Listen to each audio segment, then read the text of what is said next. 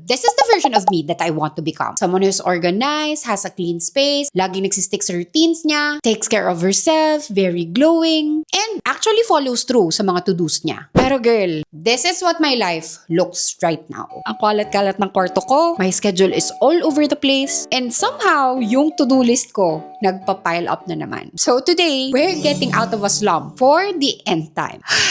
So backstory lang, kahapon may nawawala akong gamit. Nagmamadali pa akong umalis, kaya naiwan ng ganto ang kwarto ko. And now I feel like kailangan ko siyang ayusin lahat. So kanina pagkagising ko, sabi ko, okay, gawin ko kaya tong vlog. I'm documenting myself, forcing myself na mag-vlog ngayon kahit na sobrang tinatamad ako. Kasi ang hirap maglinis. And honestly, sobrang perfect time nito kasi dati, iniisip ko, once na you get your life together for a day, tapos na. Like, maaayos ka na forever. Pero girl, hindi pala ganon. There will always be days talaga we will fall back into our old habits. Like ako, for the past 4 months, simula October 2025, I've been consistently walking dito sa treadmill ko. I've been eating properly. As in girl, for the past 4 months, nadidisiplina ko ang sarili ko ng maayos. Before I know it, nasa day 1 na naman ako. And kailangan ko na naman ibalikan yung dati kong learning sa libro na ang pagiging consistent daw na tao is getting back on track after sleeping, not never sleeping at all. Kasi diba, sa social media, it made us believe once you're consistent, as in dapat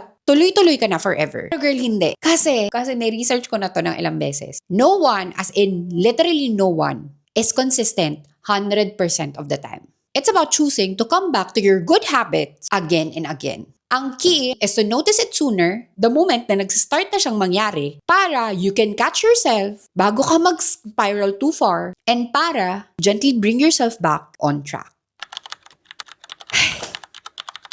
So, today, this is my reset. Start.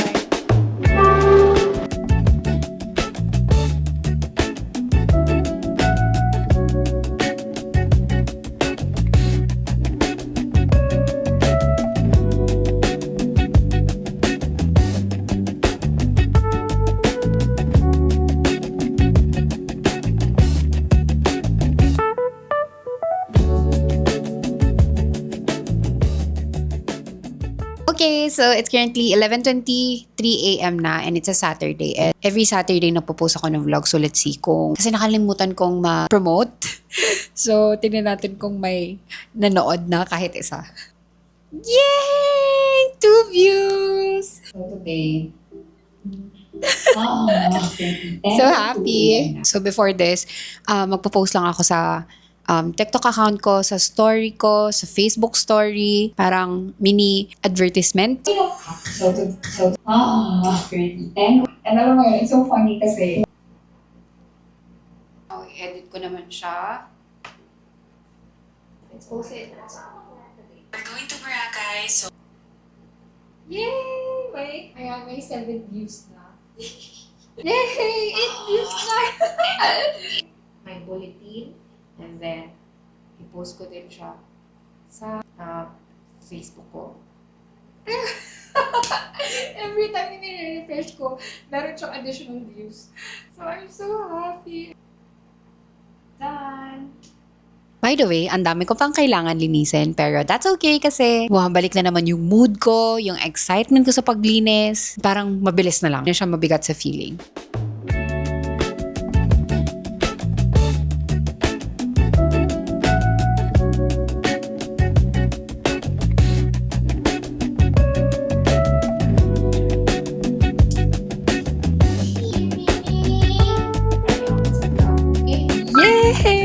I'm finally done cleaning! Nakakatuwa lang kasi every time I do a deep clean talaga, I feel like everything around me is fresh and neat and clean again. Like, alam mo yun, parang everything is back in order. Kaya, I'm so happy. Yung first 5 seconds lang talaga, yun yung pinaka most dreadful na part. Kasi parang hinihila ko yung katawan ko. Kasi ganina, sa sobrang kalat, sobrang tinatamad ako. Pero once I get into it, alam mo yun, parang everything feels lighter na naman. Kaya diba girl, kapag naglilinas ka, parang ang gaan ulit ng buhay mo. Yun yung sinasabi ko sa'yo na every time your environment is very messy, magke-create siya ng visual noise. You feel overwhelmed, distracted ka, hindi ka makapag-focus, you're emotionally heavy. Pero the moment you decide to clean, inaalis mo yung visual noise na yun. Kaya diba after mo maglinis, it's an entire reset.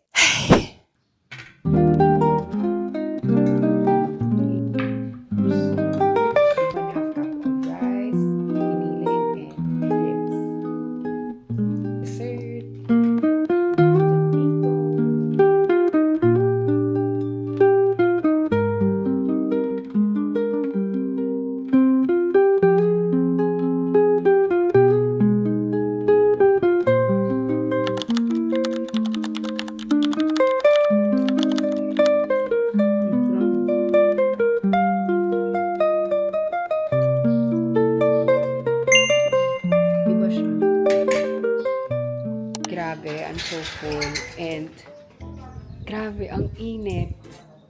Ang sarap sana mag-swim kaso sobrang init. Sobrang boring dito sa bahay. Kaya, ganito lang ang gawa ko. Kwarto, mag-film, mag-work. Girl, so now that my room is finally clean and nakaligo na rin ako, kahit amuyin mo pa.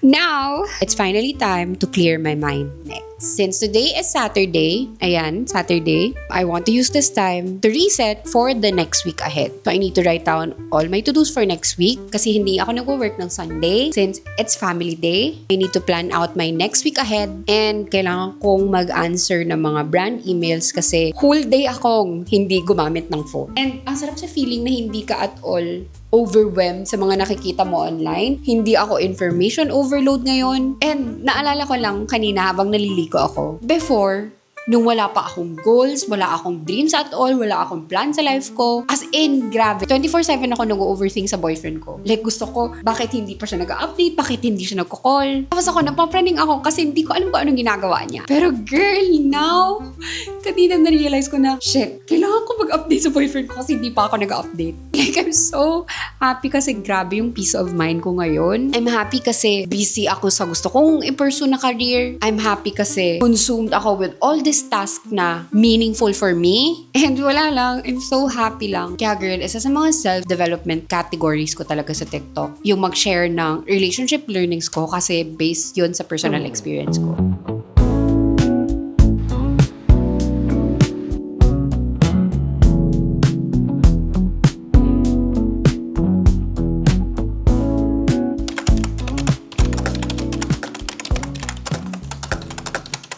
Yay! Finally, I'm done. Now naman, I'm opening a parcel that I've been excited about. Dalawa siya actually. Tada! I bought myself a book! Narealize ko kasi na during my free time, wala akong ibang hobbies dito sa bahay. Kasi diba, ang mahal-mahal lumabas. And gusto kong ibalik yung mga times na nagbabasa ako ng mga fiction books. This is the 7-year slip. Ayan siya. Bumili ako before ng Kindle pero medyo nagre-regret na ako kasi mas gusto ko magbasa sa original physical book kasi iba yung feeling niya and hindi nasistrain yung eyes ko. Sisimulan ko na ito mamayang gabi. Next naman, so this is the Garmin Forerunner 55. Yung binili ko talaga is yung pinaka-affordable lang kasi gusto ko lang talaga i-count yung daily steps ko. I-track yung progress ko when it comes to moving my body. As you can see, yung mga binili ko right now, talagang investment for myself. Tada! So this is the watch. Hala, na-excite ako. Napansin ko kasi na every time I invest in something new for myself, like, say for example, just last month, tinapon ko na yung mga worn-out clothes ko and bumili ako ng mga basic outfits from Uniqlo. I feel like mas motivated ako to fix my life. And ni-research ko siya kanina. And kaya daw pala ganun kasi kapag bumili ka, halimbawa, ng running shoes, maybe a new equipment for your work, and you're very intentional about it, hindi ka lang bumili nun dahil trending siya, yung reason daw dyan behind it, kaya ka mas motivated is because sometimes when you're surrounded with old things, that reminds you daw of your old version. So, mas easier to stay the same in your old habits. And ang galing niya. And diba, kapag bumili ka ng isang bagay na bago, it becomes a reminder of the person you're trying to become. Parang alam mo yun, it signals your brain na, girl, this is the new chapter of your life. Kaya lately, I've been investing in myself and buying new things kasi hindi din ako laging nagsha-shopping. Kasi matipid ako. So, yun. Ah, ang cute! Ah!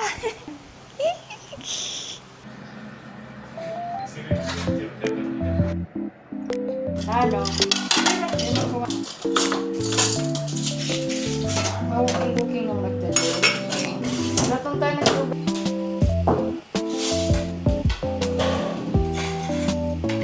Okay, let's start. Are you excited? Let's go! I'm with Mama. Sobrang swerte ni Chai. Yung dalawang clothes na iwan.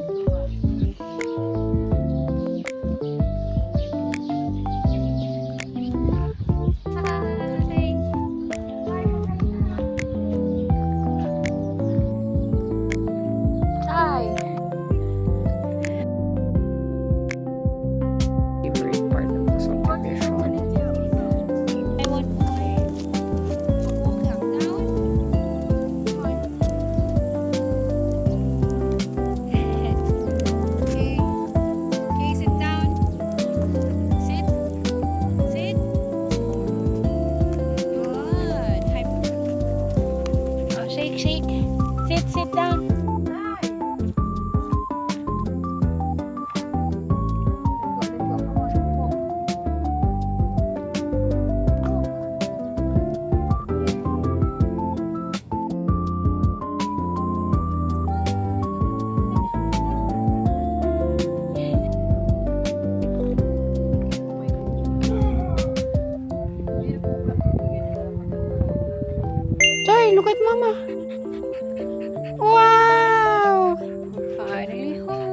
mama, baka Oh, wawa man. Wawa man. That's okay. Okay, let's check. Stop. How do I know? Save. Yay!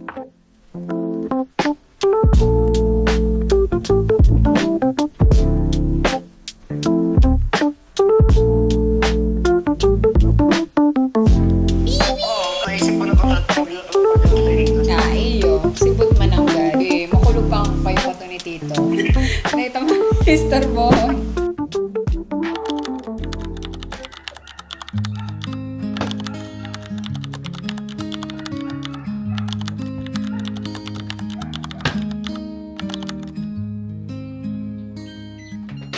Okay, so today I'm making tuna spread.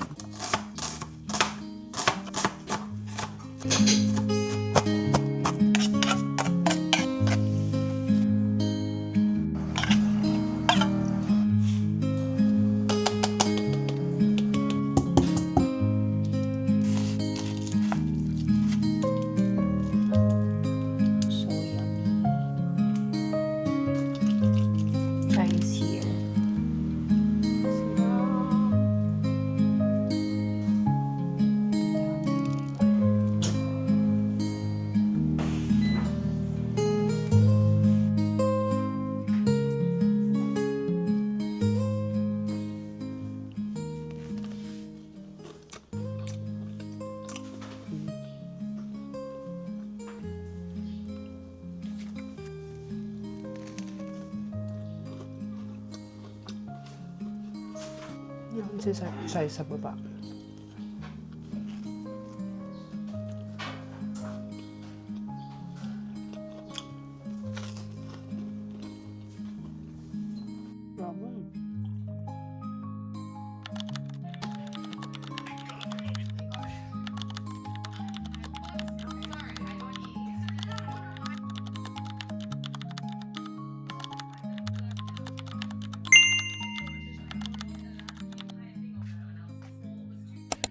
Yun, mag-walk ako dito sa treadmill ko. So, backstory lang girl, I was actually consistent for 4 months. Pero February 2026 came and bigla ko na lang tinigil yung routine ko na yon. Kasi ang daming ganap sa life, lagi akong may ginagawa, lagi na akong late natutulog so hindi maayos yung energy ko kinaumagahan. And yes, hindi ko naman tinatago na I made of a lot of excuses talaga. So in short, I gained back all the weight na nalose ko. Pero girl, I think the real problem was, alam mo yun, I didn't catch myself sooner. Nung times na nagsisimula pa lang ako, mag-skip ng walking ko, hindi ko kinatch yung sarili ko nung nagsa-start na ako mag-negotiate sa sarili ko na, okay, isang beses lang ako mag-cook, konting sip lang, hanggang sa hindi ko na malaya, nauubos ko na yung isang can na naman. Tapos alam mo yun, I have this mindset kasi na all or nothing, na dapat ko talagang baguhin sa sarili ko. And hindi ko alam sa'yo, maybe you do this din, na halimbawa, ako, sinabi ko sa sarili ko that time, nung nagsa-start na akong mag-skip, kumain ng mga unhealthy foods, sabi ko sa sarili ko, okay, wala na. Na-erase na nito yung progress ko. So, magsa-start na naman ako sa day 1. So, alam mo yun, might as well ituloy-tuloy na natin to. Doon ko na-realize na that's the time I lost myself. Kailangan baguhin ko na tong pag-iisip ko na ganyan. I always tell myself na every time nagkakamali ako, kinakausap ko talaga niyan ang sarili ko na, okay lang yun. I need to learn from this mistake and mag-adjust na lang ulit. Kasi alam mo yun, blaming myself all the time na fault ko. Eh diba, wala naman mangyayari ko, i-blame ko lagi ang sarili ko na kasalanan ko. Yes, kasalanan ko, pero may pwede pa akong gawin. And another life lesson, girl, na gusto kong i-share sa'yo, na never kong share sa iba, and my fitness journey was, nag-subscribe kasi ako sa isang gym membership. And masakit siya sa bulsa kasi I paid 30,000 for a 1-year contract. Kung i-add up mo, lahat ng mga times na pumunta ako doon, siguro isang month lang. And I know, nakakahiya siya. Super wrong move talaga siya. And na-attract kasi ako doon mag-enroll kasi sabi daw meron Pilates classes. Pero girl, matatapos na lang yung contract ko, wala pa din Pilates classes. As in, wala. Yung nakakainis pa was, ngayon ko lang na-realize na malayo pala yung gym ko sa akin. Like, ang daming friction to get there. Like, yung gasolina, mag-aayos ko ng gamit, mental preparation. Grabe na kaagad yung friction. Like, okay, sabihin na natin, these are excuses. Pero na-realize ko na sometimes kasi pala, may mali talaga sa system. Tapos, nung time na nag-inquire ako about the trainer, as in, grabe, ang mahal-mahal. Tapos, ilang sessions lang yung covered niya. Pero girl, to be fair, sobrang love ko yung classes nila. And yes, these are my excuses na naman. Pero, nanotice ko kasi sa akin na kaya ko maging consistent when something doesn't take so many steps para magawa ko yung isang bagay. Kaya, hindi siya naging sustainable for me. And to be honest, girl, itong experience ko na to, na-hurt talaga ako. Hard-earned money ko yun. And pinag-isipan ko siya ng mabuti before getting the membership. Part of me really felt like nag-fail ako. Kahit pinag-isipan ko siya ng pinag-isipan. Pero dito ko, girl, naintindihan na may mga life lessons talaga tayong, alam mo yun, can it be learned through overthinking. Matututunan mo lang siya kapag na-experience mo na siya. Sometimes, you need to go through something first para masabi mo sa sarili mo na, okay, this is not for me. And wag mo siyang isipin na failure yan. Instead, call it as your data or, alam mo yun, feedback for your future self na, okay, etong experience ko na to, magiging basis to sa mga future decisions ko in life. And okay lang yan. Nangyayari talaga ang mga gantong bagay para mas matuto ka and maging wise ka talaga.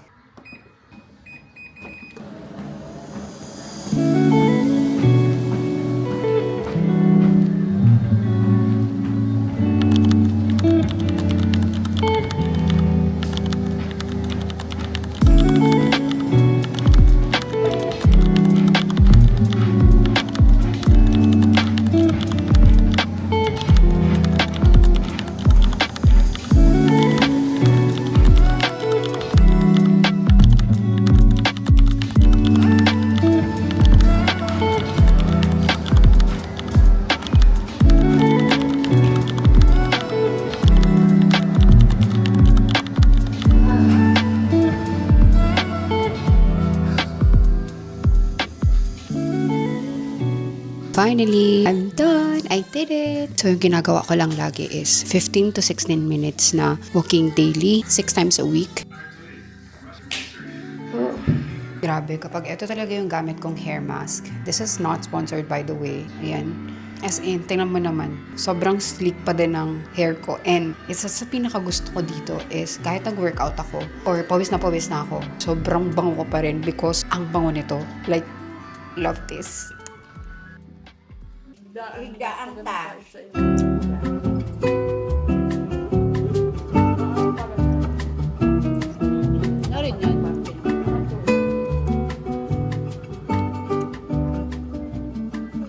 So, it's currently 1:46 p.m. na. And as you can see, kakatas ko lang mag-ayos ng sarili ko kasi I'm going to shoot content for 2 brands. And ganito yung filming setup ko. Usually, nag-film ako ng sit-down videos dito lang sa kwarto ko. And yung mga lifestyle angles na sinushoot ko, dito lang sa bahay din. Meron ako ditong biniling mga bagong equipments ko pag nag-shoot ng content. So, nag-invest ako ng mini tripod ko. So, this is the selfie stick portable that I bought. And tingnan natin kung maganda siya.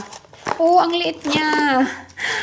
Ang liit niya lang. Ang cute. Ayan, may kasama din siyang remote. Ayan siya. Oh, and natataasan din siya. Suitable tong tripod na to dito sa desk ko kapag nag-film ako. Ang ibig kong sabihin is, ito kasing malaking tripod, mataas na siya sa table ko. So, ito, much better. Meron din akong binili ditong lights para just in case nag-film ako outside. Ito kasing malaking ilaw ko, hindi ko siya pwedeng dalhin kasi nga kailangan ng saksakan. Pero ito, malalagay ko na siya dito. Hindi lang siya super stable. Kailangan ko pa ata siyang i-charge. Ito yung setup niya dapat. Ganyan siya. Ayan, ang cute. Okay, perfect. But before that, let's start filming na. Girl, tingnan mo tong hair ko. Sobrang bouncy. Change of clothes. Girl, I literally saw this sa FYP ko. Lots of eyes para mas masarap. Lots of eyes para mas masarap siya.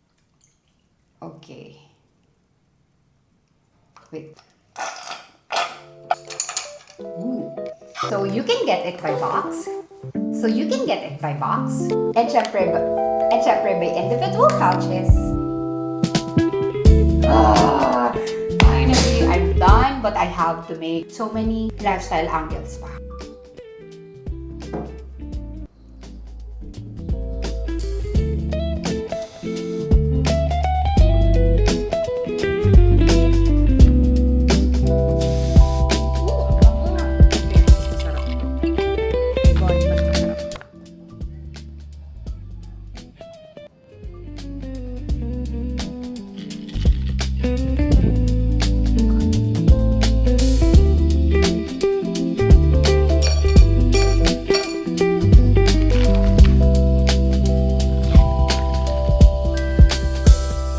So,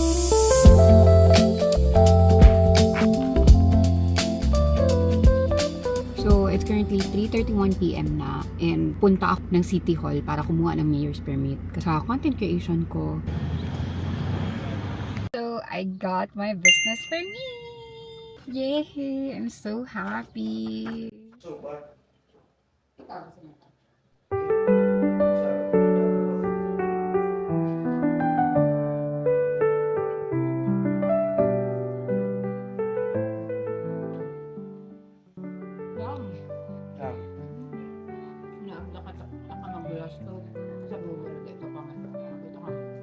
Napansin, mga 1:30 na. Grabe na ba ang tulog mo?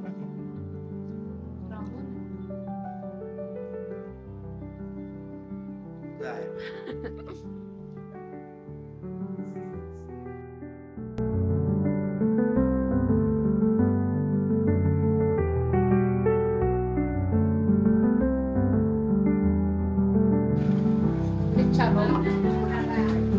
Okay, we're eating kinalas.